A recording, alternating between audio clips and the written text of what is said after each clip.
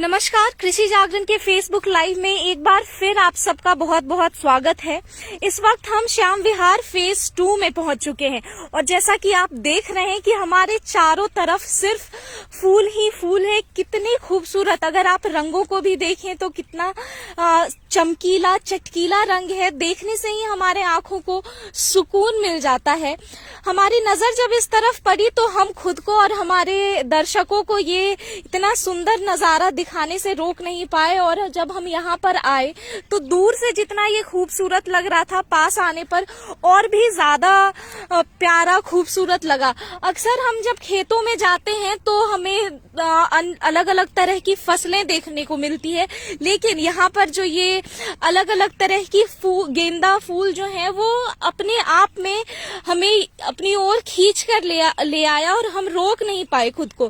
तो यहाँ पर हमारी मुलाकात श्याम जी से हुई, जो ये फूलों की बागवानी है वो कर रहे हैं। तो आइए उनसे बात करते हैं और जानते हैं कि जो इन्होंने ये एक इतना प्यारा बगिया तैयार किया है उसके पीछे की क्या वजह है। जी सर, आपका कृषि जागरण में बहुत बहुत स्वागत है। सर, आपने यहाँ पर गेंदा की जो 5-6 अलग किस्में हैं उसको लगाया है, तो ये आप देख सकते हैं यहाँ पर दो एक साथ है और दोनों के रंगों में फर्क है। आकार वही है, सब कुछ वही है, लेकिन रंग में फर्क है। तो सर, ये जो पीली वाली है ये कौन सी गेंदा की किस्में है? बसंती बोलते हैं जी। बसंती बोलते हैं जी। तो सर, आपने जो यहाँ पर इतने बड़े एरिया में गेंदा की खेती कर रखी है, तो इसका पूरा जो अगर क्षेत्रफल की बात करें तो कितने क्षेत्रफल की में है गेंदा की खेती? ये 3 एकड़ में है जी। 3 एकड़ में है। तो यहाँ पर आपने कुल कितने गेंदा की अलग किस्मों को लगा कर रखा है? ये 4 तरह की है जी। 4 तरह की है। तो मैं चाहूंगी कि ये जो बसंती आपने बोला, इसकी क्या विशेषता है, क्या खासियत है? या जो ये अगला बसंत का महीना आता है, इसमें ज्यादातर बसंती को ज्यादा लेते हैं माल को जी। तो इसकी लागत क्या होती है? जैसे अन्य फसल जो है उसको हम लगाते हैं, इसमें लागत जी कम से कम 1 एकड़ में 45-50 हजार के लगभग आती है। 45-50 हजार। और इसकी अगर हम शुरू से लेकर अंत तक की बात करें तो इन फसलों को लगाने में क्या क्या, किन किन चीजों को आपको अपनाना पड़ता है, किन किन चीजों का ध्यान रखना पड़ता है? दवाई का, ज्यादातर तो दवाई का ध्यान रखना पड़ता है, निलाई गुड़ाई का। बस जी, वो तो कोई बात नहीं है, पानी दवाई जो भी है। तो जैसे अभी ठंड आ रहा है, तो ठंड में ये होता है कि बहुत सारी फसलों को ठंड से बचा कर रखना पड़ता है। अब तो इसमें पानी ज्यादा लगाना पड़ता है जी। ठंड में पानी ज्यादा लगाना पड़ता है। उससे पानी ज्यादा लगाने से क्या होता है? उससे जो ठंड पड़ती है ज्यादा, इसलिए तो ठंड नहीं ज्यादा मानता है जी। तो इतने एकड़ में जो आपने गेंदे की खेती की है, इसको किस मकसद से आप ये खेती कर रहे हैं? जी, अपना देखो, मेहनत मजदूरी है। कोई फसल हो, किसान है, लगाता है 2 रुपए के लिए लगाता है, हमको वही 2 रुपए बने। अब तो फसल कोई पता नहीं जी, 2 रुपए अच्छे मिल जा नहीं भी मिल जा, किसान का तो ये काम। जी।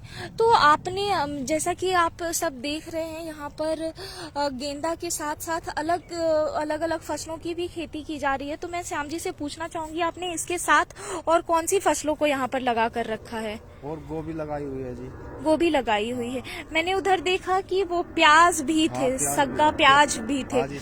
तो उसको अगर कोई किसान प्याज की खेती कर रहा है तो उसमें किन किन चीजों के ध्यान रखने की जरूरत है? प्याज में दवाई, नड़ाई, खाद, इन चीजों की जरूरत होती है। और हम फिर से गेंदा की तरफ आते हैं। इसकी लागत की आपने बात की कि 50 हजार तक लगती है। तो जब ये बाजारों में बिकने के लिए जाता है तब इससे जो मुनाफा है वो कितना होता है? मुनाफा जी देखो, कभी हो जाता है इसका 40-50 का रेट भी होता है, 2 रुपए किलो भी हो जाता है। इसका कोई भाव नहीं है। ज्यादा माल पहुंच गया तो सस्ता होगा, कम पहुंचा थोड़ा रेट सही नहीं। तो आमतौर पर इन फूलों का किस चीज में ज्यादा इस्तेमाल होता आया है? इस्तेमाल तो कोई भी चीज हो, ब्याह शादी पार्टी कुछ भी हो, तो फूल तो यूज होती है जी। तो जैसा हम जब अन्य जगहों पर जाते हैं तो वहाँ पर किसान जो है इस वक्त सरसों की खेती, गेहूं की खेती कर रहे हैं, तो ऐसे में आपने यहाँ पर गेंदा और उधर मीन्स जहाँ तक हमारी नजर जा रही है आपने गेंदे की खेती कर रखी है, तो ये क्यों, ऐसा क्यों है? गेंदा जी इसलिए वो था कि भाई इनकी साल सही रेट रहेगा, तो इसलिए ज्यादा थोड़ा लगा दिया, नहीं तो 1 किला 1.5 किला से लगाते जा रहे हैं। जी, तो इस बार आपने खासकर ज्यादा लगाया है। जी, तो सर बहुत बहुत धन्यवाद आपका, आपने इसके बारे में बताई। मैं चाहूंगी कि वहाँ पर जो है कुछ जमीनें तैयार हैं और फसल भी जो है वो ऊपर आ चुका है, तो मैं श्याम जी से चाहूंगी कि हमारे दर्शकों को बताएं कि उन्होंने इस जमीन में किस चीज की खेती की है। ये आलू खेती की है जी। आलू की खेती है, तो इसमें जैसा कि आपने क्यारी बना के और उसके बाद आलू की जो फसल है वो लगाई है, तो क्या आमतौर पर इसी तरह से आलू की खेती की जाती है? हाँ जी, इसी तरह पहले कोई आलू डाल के नीचे जमीन में, तो जब निकालते हैं डोली, कोई बाद में चुप होते हैं अंदर आलू को। तो आलू की जब खेती हम करते हैं तो किसानों को किन बातों का विशेष तौर पर ध्यान रखने की जरूरत होती है? आलू की भाई सब यही बात है जी, कोई भी खेती हो, दवाई खाद, यही ज्यादातर लड़ाई गुड़ाई इन्हीं की जरूरत पड़ती है जी, तो ठंड से आलू को बचाने के लिए आपने कुछ सोचा है? आज इसमें दवाई लगती है ठंड के लिए, पानी की दवाई लगती है, जो बर्फ पड़ती है ना, तो दवाई लगती है। तो जैसा अभी किसानों के बीच एक जो चुनौती कह ले, समस्या कह ले, वो सामने उभर कर आई है, वो है खाद की कमी। किसानों को सही मात्रा में खाद नहीं मिल पा रहा है, खासकर अगर हम अभी की बात करें तो गेहूं की बुआई की जो है वो होने वाली है, बहुत सारे किसान कर चुके हैं और ऐसे में जो खाद की कमी है उससे वो काफी परेशान है, तो इस पर आपका क्या विचार है? खाद से तो, खाद की वजह से तो परेशानी चली रही है जी, बड़ी मुश्किल से मेरा जो 1000-1200 का कट्टा था वो 1800 में 2000 में मिल रहा है, तो दिक्कत तो है ही है जी, तो आपने जो अभी इन सब की खेती की है तो क्या इसमें भी खाद की जरूरत आपको पड़ी है? हाँ जी, खाद की तो जरूरत से अभी कोई भी फसल हो जी, खाद की जरूरत तो पड़ती है जी, बहुत बहुत धन्यवाद सर आपका। यहाँ पर मैं आपको बता दूं कि श्याम जी एक तरफ आलू की खेती कर रहे हैं, वहीं दूसरे तरफ इन्होंने गेंदा फूल की भी जो बागवानी है वो कर रखी है। यहाँ पे मैं आपको दिखा दूं कि जैसे तभी हमने वहाँ पे देखा, यहाँ पर एक और तरह की ये आकार और रंग दोनों में ही बहुत खूबसूरत है और इसकी खासियत ये है कि अन्य गेंदा फूल के मुताबिक ये काफी लंबे दिनों तक रहता है, तो इसकी जो मार्केट में डिमांड है वो काफी ज्यादा है। एक तो गेंदा फूल, अगर गेंदा फूल की बात करें तो अपने आप में ये कोई भी किस्में हो, ये काफी दिनों तक आप इसको घर में रख सकते हैं, पेड़ों से टूटने के बाद भी ये काफी दिन तक वैसे का वैसा ही रहता है, सूखता नहीं है। अगर हम गुलाब या अन्य फूल की बात करें तो वो तुरंत ही मुरझा जाता है, लेकिन गेंदा के फूल के साथ ऐसा नहीं होता। और उधर उन्होंने मूली की भी खेती कर रखी है। सर इसके साथ आपने और कौन सी, अगर उधर के जमीनों पर भी नजर डालें तो उधर भी फसलें लगी हुई हैं? सरसों है। हाँ, तेल वाली सरसों, पकाने वाली, तेल वाली पकाने। तो आपने तेल वाली कही, तेल वाली सरसों कही, तो और कौन कौन सी सरसों होती है? ये एक तो साग में चलती है जी। हाँ, ज्यादातर जो सब्जी वाला साग में ही, साग के लिए बोता है। साग के लिए, तो हाँ। आपने उसकी खेती अभी आपने नहीं की है? नहीं, अब की बार सब्जी थोड़ा सस्ती थी पिछली बार, इसलिए बो नहीं पाए, तो इसलिए साग और आइटम सब्जी गोभी वगैरह नहीं लगा पाई जी। तो इसको कुछ बारिश की वजह से नहीं लगा पाई जी जी जी। तो इसको तैयार होने में, ये जो सरसों की खेती है, तेल वाले सरसों की खेती है, इसको तैयार होने में कितना वक्त लग जाएगा? इसको कम से कम 4 महीने लगेगी, कम से कम 4 महीने लगेंगे। और इसके लागत की बात करें तो इसमें कितने की लागत आती है? लागत जी 1 किले में कम से कम 20,000 रुपए की तो लागत आती है जी कम से तो जैसा कि अब बाजारों में अगर सरसों तेल की बात करें तो उसकी मांग काफी बढ़ गई है। लोग अधिक से अधिक सरसों तेल का अपने खान पान में उपयोग करते आ रहे हैं। तो ऐसे में जब बाजारों में मांग बढ़ती है तो सामान की जो दाम होती है उसमें भी काफी बढ़त होती है। तो इसका मुनाफा क्या किसानों को मिल रहा है? किसानों को क्या मिल रहा है? किसानों को तो कुछ मिलता ही नहीं जी। जब फसलें आती है उस टाइम पे सस्ता हो जाता है, किसानों को क्या मिलता है? लेकिन अभी अगर मौजूदा स्थिति की बात करें तो अभी भी बाजारों में सरसों तेल की जो सरसों तेल का जो दाम है वो काफी ज्यादा है। आज ज्यादा तो है जी, किसानों को थोड़ा मिल पाएगा ये दाम जी। तो अगर लागत और मुनाफे की बात करें तो कितना का अंतर होता है? देखो जी, ज्यादा 1 किले में ज्यादा सही से सरसों पिछले साल तो ज्यादा खराब हो गई थी, सरसों सही हो नहीं पाई थी। अब की बात देखो जो अच्छी हो जा तो कम से कम 20,000 रुपए तो बच ही जाते हैं जी किले से। जैसा कि मैं अभी आ रही थी तो मैंने देखा कि श्याम जी जो हैं वो मूली के पत्ते की कटाई कर रहे थे।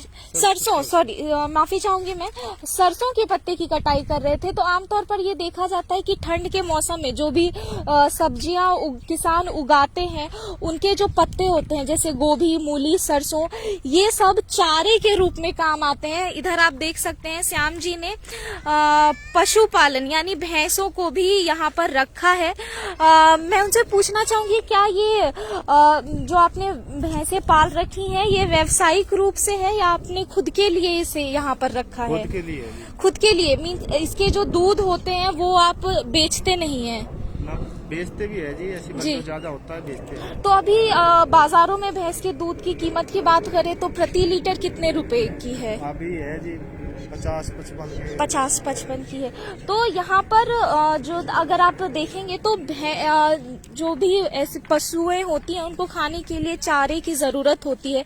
जगह की इतनी कमी हो गई है कि किसान उन्हें चराने के लिए या उनके खाने पीने के लिए उसे खुले में नहीं छोड़ सकते। तो यहाँ पर सरसों की खेती जो की है श्याम जी ने, अब उसके पत्ते की कटाई यहाँ पर कर रहे हैं। और जैसा कि अगर हम पहले की बात करें तो अक्सर ये देखा जाता था कि कैसे लोग हाथों से उसकी कटाई करते थे, लेकिन समय के साथ और आधुनिकीकरण आया है। हम अलग अलग तकनीकों का सहारा लेकर यहाँ पर अब अपने कामों को और भी आसान कर रहे हैं। तो यहाँ पर जो है ये आप देखेंगे ये श्याम जी ने एक मशीन लगा कर रखा है और जिसकी मदद से बहुत ही कम समय में जो है यहाँ पर चारे की कटाई करते हैं। मैं एक बार आग्रह करूंगी श्याम जी से कि वो एक बार हमारे दर्शकों को जो है दिखाएंगे कि किस तरह से यहाँ पर बिना मेहनत वो कटाई कर रहे हैं। अगर यहाँ पर आप देखें तो कुछ ही मिनट में यहाँ पर इन्होंने इतनी सारी जो है सरसों के पत्ते की कटाई की है। इसके बाद अब इसे जो यहाँ पर मौजूदा भैंस है उन्हें खाने के लिए दिया जाएगा। जी आपका नाम? आपका नाम? मुन्नी देवी। मुन्नी देवी, आप यहीं पे रहती हैं? नहीं, मैं तो भांजे दौरा जाऊँ घूमन। अच्छा, घूमन के लिए। तो यहाँ पर जो गेंदे की खेती है ये अगल बगल या आसपास के इलाके में नहीं है, यहीं पर ये किया गया है। तो क्या नहर के पास पड़े वो लगाम से पड़े हुए खेती जी और यहाँ होती है जी। तो श्याम जी मैं चाहूंगी कि आप हमारे दर्शकों को एक बार ये दिखाएं, उन्हें भी पता चले कि हाँ अब आज के समय में ये सारी चीजें उपलब्ध हैं उनके लिए कि हाँ किसान इन सब चीजों का इस्तेमाल कर समय बचा सकते हैं और साथ ही उनकी जो बची हुई समय है उसको अलग जगह इस्तेमाल कर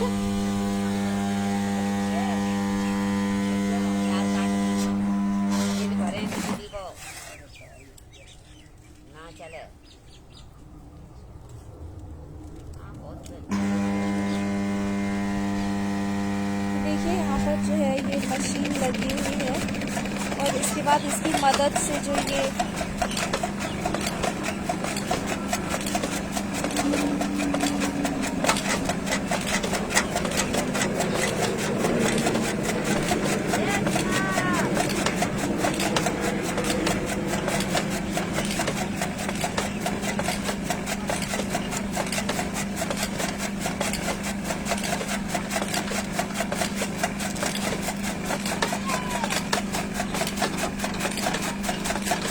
तरह की चीजों पर अगर हम बात करें तो ये विज्ञान का एक तरह से वरदान कह लीजिए कि हाँ, आज किसानों को भी इतनी मदद मिल गई है। नहीं तो ऐसा होता था कि इन छोटी से छोटी चीजों के लिए किसानों को काफी मेहनत करना पड़ता था, लेकिन अब तकनीक की वजह से ये सब चीज किसानों के लिए भी काफी आसान हो गया है। तो इसी तरह बाकी के अपडेट्स के लिए बने रहे हमारे साथ और देखते रहे कृषि जागरण।